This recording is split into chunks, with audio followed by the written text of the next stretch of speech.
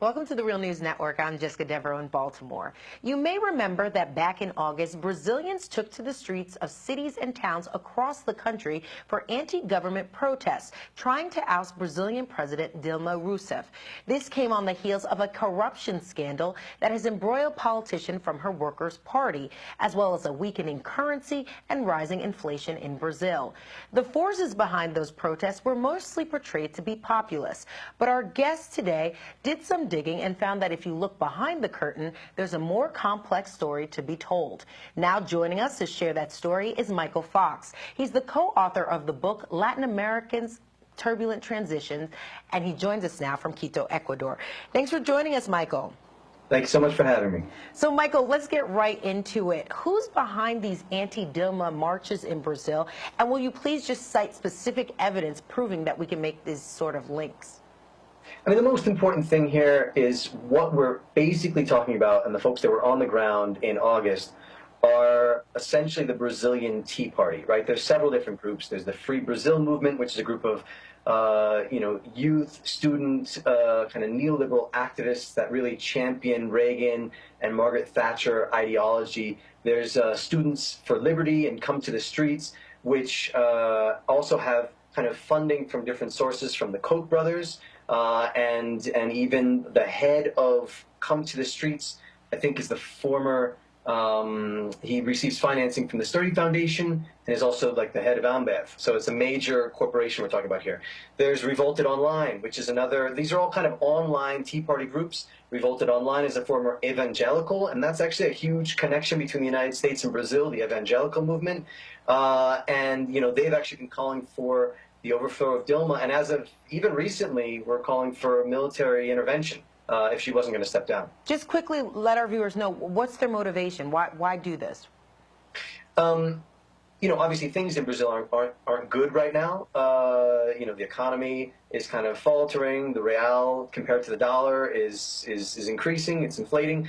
But really, what we're talking about are 12 years of Workers' Party poverty alleviation programs, and this is the flip side of what they actually want. So they're really out against the PT, they're out against Dilma, the President Dilma. What's interesting, however, is that when these marches happened in August, they're actually much smaller than the marches that happened in March.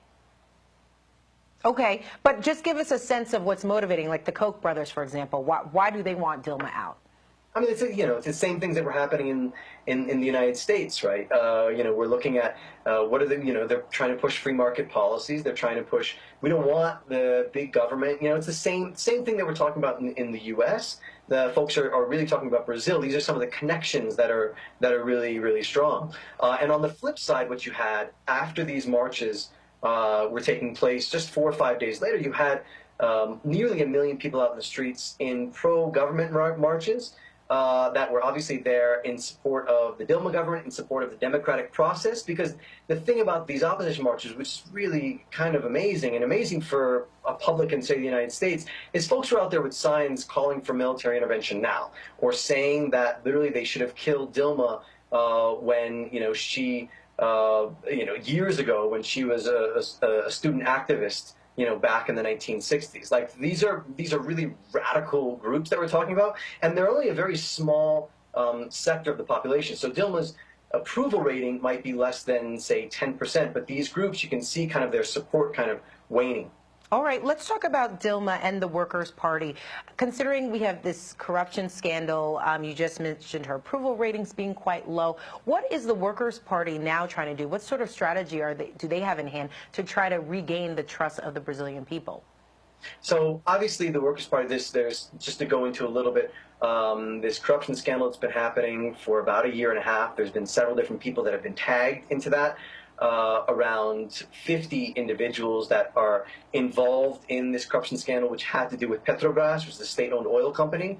So obviously the government has, they've got investigations going on against these things. They've taken several steps within the company to create checks and balances and to suspend some contracts with other companies, because this was basically a money laundering or not vote buying, but contract getting corruption scandal. So there have been several steps taken on that front. What is interesting, however, is the fact that the Workers' Party is one of several different parties that are actually involved in this scandal. And if you look at it, it's only about a fifth of the members of a fifth of those people that have been tagged for their involvement in this corruption scandal are members of the Workers' Party. There's also about the same amount in the PMDB, which is the more conservative sector, and then there's also the more conservative progressive party that has the majority of the people that are actually being tagged for their involvement in this. But in the media, really, what you see is everyone's talking about the Workers' Party. They're really trying to link President Dilma, who hasn't been linked yet, or the former President Lula into the scandal. All right, but this scandal at the end of the day did happen, and Dilma and her party, they're suffering, their credibility suffering. But do you see, just as someone who's observing all of this, do you see what Dilma is putting in place in these investigations that are happening really getting to the heart of the matter, that these types of scandals won't be happening again in Brazil? Essentially, what structural changes need to take place in order for there to be a real policy shift in Brazil so that it's representing the interests of everyday people? I think this is actually a really important question, because we need to look at historically corruption in Brazil. You know, the Workers' Party kind of came in saying we want to eliminate corruption. And this is well before even it won on the national level.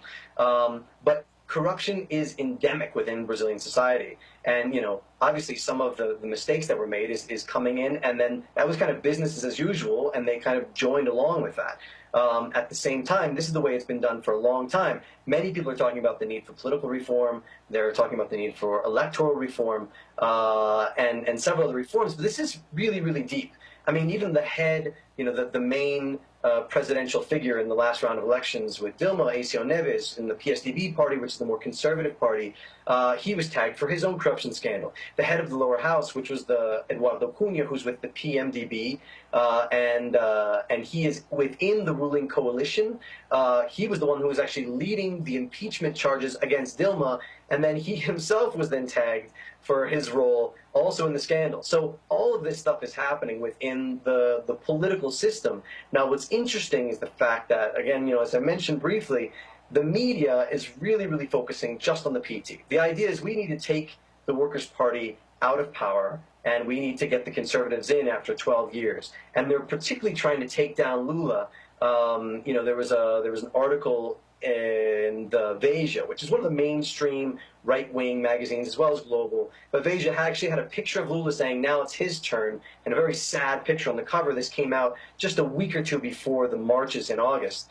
It really didn't have any information. It was talking about somebody who was going to come out with information, and this is the way that media is being used to kind of manipulate what's being talked about and try and really manipulate public opinion. This is happening within the lead-up. Lula just said a couple of weeks ago that he might be willing to run in 2018, and that's huge because he's so charismatic and he really has a huge following in Brazil. All right, Michael Fox joining us from Quito, Ecuador. Thank you so much for being with us. Thanks for having me. And thank you for joining us on the Real News Network.